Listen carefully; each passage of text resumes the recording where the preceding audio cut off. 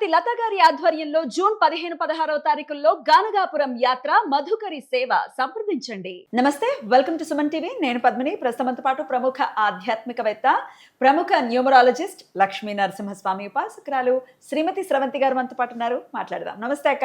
నమస్తే పద్మిని. అక్క చాలా అందంగా కనబడుతున్నారు. అవునా, థ్యాంక్ యూ.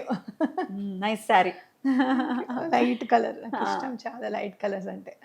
చాలా బాగుంది అక్క. 4వ తారీఖు అధిక మాసంలో వస్తున్న సంకటహర చతుర్థి రేపు జూన్ 4వ తారీఖు గురువారం చవితి. మరి విభువన సంకష్టహర చతుర్థిగా జరుపుకునేటటువంటి ఈ చవితి ప్రాముఖ్యత అధిక మాసంలో వస్తోంది కాబట్టి దీని విశిష్టత గురించి మీరు చెప్పాలి. ఎలా స్వామి అనుగ్రహానికి మేము పాత్రలు అవ్వచ్చు, ఎలా ఆయనను పూజించాలి, ఇవన్నీ ఒక్కసారి మీ ద్వారా అక్క. తప్పకుండా చెప్తాను పద్మిని. ప్రకృతి అంటే అమ్మవారు ఎలాంటి మనకి అంటే అవకాశాలు కల్పిస్తారు అని అంటే, వీళ్ళకి ఒక బంపర్ ఆఫర్ ఇద్దాంలే అని అనుకుంటూ ఉంటారు అనిపిస్తుంది నాకు. ఈ అధిక మాసం అనేది చూసావా, చంద్రుడు ఆవిడ ధరించారు కాబట్టి అంటే కాలాన్ని మనకి అనుగుణంగా చేస్తారు. కాలం కలిసి రావాలండి ఏదన్నా అని అంటాను చూసావా, ఈ కాలం కలిసి రావాలంటే ఇదే అనమాట. అంటే మనం సూర్యమానం చూసుకుంటే 30 రోజులు అని అనుకుంటే, చంద్రమానం 28 రోజులే ఉండి మనకి ఇట్లా అధిక మాసం చేసుకోవడానికి అవకాశం వస్తుంది ఎవ్రీ 3 yearsకి ఒకసారి. ఓకేనా. అయితే ఇలాంటి ఈ సంకటహర చతుర్థి రావడానికి అంటే పేరు కూడా చూడు, విభువన అంటే ఏంటక్క, చాలా ప్రెషియస్ అనమాట. ప్రెషియస్, శక్తివంతమైనది, చాలా అపారమైన శక్తివంతమైనది, అంటే చాలా నిగూఢమైన శక్తి నింపుకొని ఉన్నది అని చెప్పుకోవచ్చు అనమాట. మరి ఇలాంటి విభువన సంకటహర చతుర్థి మళ్ళీ ఎప్పుడు వస్తుంది? మళ్ళీ 3 సంవత్సరాల తర్వాత వస్తుంది. కానీ ఈ అధిక జ్యేష్టం రావాలి అంటే మళ్ళీ 19 సంవత్సరాలు పడుతుంది. అవునా. ఇప్పుడు వచ్చే అధిక జ్యేష్ఠ మాసం యొక్క విభువన సంకటహర చతుర్థి గనక రావాలి అంటే మళ్ళీ 19 సంవత్సరాలు మనం వెయిట్ చేయాలన్నమాట. కాబట్టి మనం ఏం చేయాలి ఈ రోజున అనుకుంటే కనుక, ఆ విఘ్న వినాయకుడిని ఎలా పూజించాలి అని అంటే, మనకున్న కష్టాలన్నీ కూడా తొలగిపోయేటట్టుగా, సంకటములు అనేవి లేకుండా చేసేదే సంకటహర చతుర్థి. మరి ఈ సంకటాలన్నీ హరింపజేసే విధంగా మనం భగవంతుడిని పూజించాలన్నమాట. చాలా ప్రత్యేకమైన పూజ కూడా నేను తీసుకుని వచ్చాను ఈసారి. అవునా? అవును. ఏంటక్క అది? నేను మొన్న చెన్నై వెళ్ళాను కదా, ఇక్కడ తమిళనాడు ప్రజలు నిజంగా చెప్పాలి అని అంటే వినాయకుడిని, అటు సుబ్రహ్మణ్యేశ్వర స్వామిని ఆలింగనం చేసుకున్నారు అని చెప్పుకోవచ్చు. అన్నదమ్ములు ఇద్దరిని అసలు వదలరు. అసలు పంబన్ స్వామి గురించి కూడా చెప్తాను మీకు. పంబన్ స్వామి అని ఆయన ఎదురుగుండి పక్కనే కూర్చొని సుబ్రహ్మణ్యేశ్వరుడు మాట్లాడేవారట ఆయనతో, పంబన్ స్వామితో. పంబన్ స్వామి పడుకుంటే ఈ చేతి మీద సుబ్రహ్మణ్యేశ్వర స్వామి పడుకునేవారంటే, ఇట్లా తల్లి పక్కన ఎలా అయితే ఒదిగి పడుకుంటారో అలా అనమాట. అంటే ఇది ఎందుకు చెప్తున్నాను అంటే, వాళ్ళు అసలు అటు వినాయకుడిని ఇటు సుబ్రహ్మణ్యేశ్వర స్వామిని ఇలా 2 చేతులతోనూ ఆలింగనం చేసుకున్నారు అక్కడి ప్రజలు అని చెప్పుకోవచ్చు. అలాగే మన సనాతన ధర్మం ఒకటి చాలా పరిడవిల్లిన ప్లేస్ అని నాకు అనిపించింది. ఒకరోజు నేను ఒకళ్ళతో ఊరు వెళ్ళినప్పుడు, అగస్త్యుడు తమిళనాడుకి చేసినంత సహాయము ఏ ప్రదేశానికి చేయలేదండి అగస్త్య మహర్షి అని చెప్పారు నాకు. ఎక్కడ చూడు అగస్త్యుడు ప్రతిష్ఠించిన లింగాలు కానివ్వు, గుళ్ళు కానివ్వు, అసలు మామూలుగా ఉండవు పద్మిని. అక్కడ టెంపుల్స్ కూడా మామూలుగా చెన్నైలో చాలా పెద్ద ఇది కదా, పెద్ద పెద్ద ఎకరాల్లో ఉంటాయి మామూలు గుళ్ళు కూడా. ఎప్పుడో పాతవి 700 సంవత్సరాల క్రితంవి, 1000 సంవత్సరాల క్రితంవి నేను మొన్న చూసి వచ్చాను.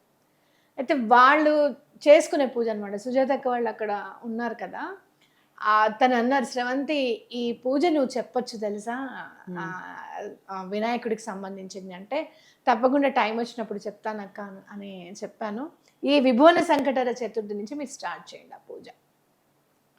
చాలా కేర్ఫుల్గా చెప్తాను. ఇది అంటే డిసైడ్ రాలేదు, లేకపోతే కనుక నేను తయారు చేసుకొని వచ్చేదాన్ని. మీరు ఫస్ట్ 3 కొబ్బరికాయలు తీసుకోండి. 3 కొబ్బరికాయలు అంటే పీచు ఇట్లా కొంచెం మరీ సన్నగా లేకుండా కాస్త ఎక్కువగా ఉండే కొబ్బరికాయలు తీసుకోండి. పీచు అంతా తీసాక మనం పైన పిలకలాగా వదిలేస్తాం కదా, కంపల్సరీ ఉండాలి కదా, అవి 3 తీసుకోండి. తర్వాత కొబ్బరికాయల్ని చక్కగా నీళ్ళతో కడగండి. కడిగేసిన తర్వాత కొంచెం పసుపు రాయండి వాటికి. పసుపు రాసి, మీకు బొట్టు కూడా పెట్టమని చెప్పలేదు, పసుపు ఒక్కటే రాయమన్నారు. ఈ పురికోస ఉంటుంది కదా, ఆ పురికోసకి దబ్బనం చూసి కొబ్బరికాయ జుట్టులో నుంచి, పిల్లకి అంటాం మనం, జుట్టులో నుంచి లాగండి. లాగిన తర్వాత ముడి వేయండి. కొబ్బరికాయ మధ్యలో ముడి ఉండాలి, ఓకేనా? అలా 3 కొబ్బరికాయలు మాలలాగా చేసి వినాయకుడికి ఇవ్వండి. వినాయకుడు మెళ్ళో వేయించాలి. అయ్యో, బరువు అవుతుందేమో.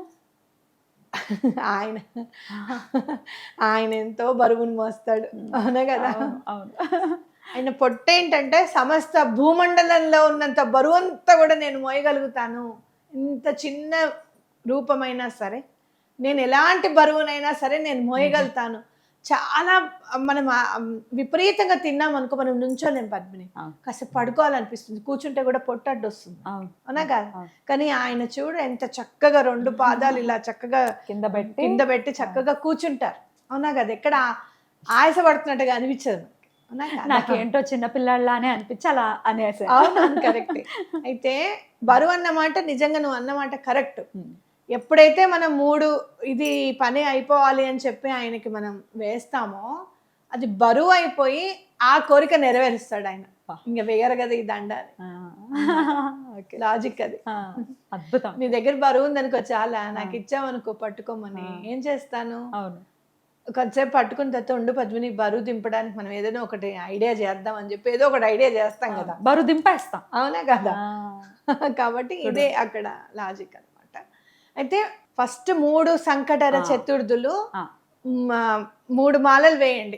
ఇప్పుడు వేశారు, మళ్ళీ సంకటహర చతుర్థి నెక్స్ట్ జ్యేష్ఠ మాసం వస్తుంది, నిజ జ్యేష్ఠం, ఆ తర్వాత మాసం వస్తుంది, వేయండి, ఆషాఢం వేసేసేయండి. అప్పటికి మీ కోరిక నెరవేరుతుంది. ఒకవేళ నెరవేరలేదు, మళ్ళీ 5 కొబ్బరికాయలు వేయండి. 2 నెలలు వేయండి మళ్ళీ, అంటే శ్రావణ మాసం భాద్రపదం వేయండి. వేసిన తర్వాత అప్పటికి తీరలేదు, 7 కొబ్బరికాయలు మళ్ళీ ఇంకో 2 నెలలు వేయండి. అప్పటికి తీరకపోతే 9 వేయండి. ఇప్పటి వరకు 9 వేసిన వాళ్ళు వేళ్లలో లెక్క పెట్టచ్చు. అంటే ఈ లోపే తీరిపోతుంది ఎటువంటి పరిస్థితుల్లో. అద్భుతం అక్క, అద్భుతం. ఈ పూజ చేసుకుంటే ఎలాంటి కోరికైనా కూడా నెరవేరుతుంది అని చెప్పొచ్చు. సంకష్టహర చతుర్థి రోజు సాయంత్రం పూట వెళ్ళి మనం అక్కడ గుళ్ళో ఇస్తే వాళ్ళు వేస్తారా పూజారులు? వేస్తారు, ఎందుకు? ఏమండి మేము ఇట్లా చెన్నైలో చెప్పారట, మాకు ఒకళ్ళు చెప్పారు, మేము విన్నాము, లేదు అంటే గనక మేము పద్మిని శ్రవంతి మేడం చూస్తూ ఉంటాము, అంతే కదా? మేము చాలా స్విచ్ వర్డ్స్ అవి చదువుకున్నాము, మాకు పని అయింది అని చెప్పడము. లేదు అంటే గనక స్వామి ఎలా వేయించుకుంటావో నువ్వే వేయించుకో నాయన, వేయననకుండా. పురికోస కాబట్టి భయపడరు, పగిలిపోతాయనో కింద కొడిపోతుంది అని చెప్పి భయపడరు. పురికోస గట్టిగా మందంగా ఉన్నది తీసుకోండి చక్కగాను, వెనకాల పిల్లకి ఒకటి కాస్త ఎక్కువగా ఉన్నది చూసుకుంటే సరిపోతుంది. అప్పుడు ఎక్కువ మరీ బరువు అనిపిస్తే చిన్న చిన్న కాయలు కూడా ఇప్పుడు దొరుకుతున్నాయి, అంత కాయలు కూడా చక్కగా. నిజమే నువ్వు అన్నది. అద్భుతం అక్క, చాలా చక్కగా తెలియజేశారు. మీరు తెలుసుకున్నది మీ దగ్గర కాకుండా అందరికీ తెలియాలి అనే థాట్ ప్రాసెస్ ఏదైతే ఉందో, that's so beautiful. Thank you. ఇవన్నీ పూజలు అక్కడివి తెలియడానికి కారణం ఫస్ట్ పరమాచార్య గారు. అంటే ఒకళ్ళు చెప్పారు నాకు, ఇట్లా ఏంటి దీపాలు పూజ కూడా ఒకళ్ళు చెప్పారు. అలాగే మనకి లక్ష్మీదేవిది కూడా స్వామివారి చెప్పారండి అని చెప్పారు. ఇట్లా కుబేరుది కూడా చెప్పండి అంటే, నేను ఆల్రెడీ చెప్పానమ్మా కుబేరుది పూజ అని చెప్పాను, కానీ యంత్రం ఎలా వేసుకోవాలో నేను చూసి చెప్తాను మండి నీకు. కుబేరుడు యంత్రం మనం ఇంట్లోనే వేసుకొని ఎలా చేసుకోవాలి అసలు అనేది కూడా ఖచ్చితంగా మనం చెప్దాం. అద్భుతం. అయితే ఇది సాయంత్రం పూట చేయమంటారక్క, పొద్దున్నే చేయొచ్చా ఈ మాల? వాళ్ళందరూ కూడా సాయంత్రం పొద్దునంతా ఉపవాసం ఉండి సాయంత్రం గుడికి వెళ్తారు పద్మిని. చాలా మంది ఇక్కడ అలానే చేస్తారు. మీకు పొద్దున్న వెళ్ళే అలవాటు ఉంటే పొద్దున్న ఇవ్వండి, లేదు మేము సాయంత్రం వెళ్ళే అలవాటు ఉంది అంటే సాయంత్రం ఇవ్వండి. ఎలా అయినా పర్వాలేదు, మనం ఎలాగో ఆ రోజు అన్నం తినం కదా, ఉపవాసం ఉంటాం కదా. ఒకవేళ ఈ సంకటహర చతుర్థి వ్రతం చేసుకున్నా, అంటే పూజ చేసుకున్నా చేయకపోయినా మాల అయితే స్వామివారికి సమర్పించచ్చా? సమర్పించచ్చు. అయితే అన్నం తినకుండా ఉండే, సాయంత్రం వరకు అన్నం తినకుండా ఉండి ఇచ్చి ఈ ఒక్క సంకటహర చతుర్థి కూడా చేసుకోవచ్చు. లేదా ఈ 3 చేసుకుంటాము అని చెప్పి కూడా చేసుకోవచ్చు. తప్పకుండా 3 నెలలు అని చెప్తున్నారు కాబట్టి సూతకంలో ఉన్న వాళ్ళు ఇది చేయొచ్చా? చేయకూడదు. అయిపోయిన తర్వాత చెయ్యాలి. రైట్. ఒకవేళ మధ్యలో 3 నెలలు కదా, ఒక నెల ఏదైనా అడ్డొస్తే ఇలాగ తర్వాత నెల కంటిన్యూ చేయొచ్చు. తప్పేం లేదు. అడ్డొస్తే నెక్స్ట్ చేసుకోండి. తప్పకుండా నాకు తెలిసి ఈ 3 నెలల లోపల ఎలాంటి కోరికైనా నెరవేరుతుందని నేను అనుకుంటున్నాను. అద్భుతం. అలాగే నెరవేరాలి, స్వామి అనుగ్రహం పరిపూర్ణంగా మన వాళ్ళ పట్ల ఉండాలని మనస్ఫూర్తిగా తెలియజేస్తూ చాలా అద్భుతంగా మాకు తెలియజేశారు. కృతజ్ఞతలక్క. నమస్తే. నమస్తే.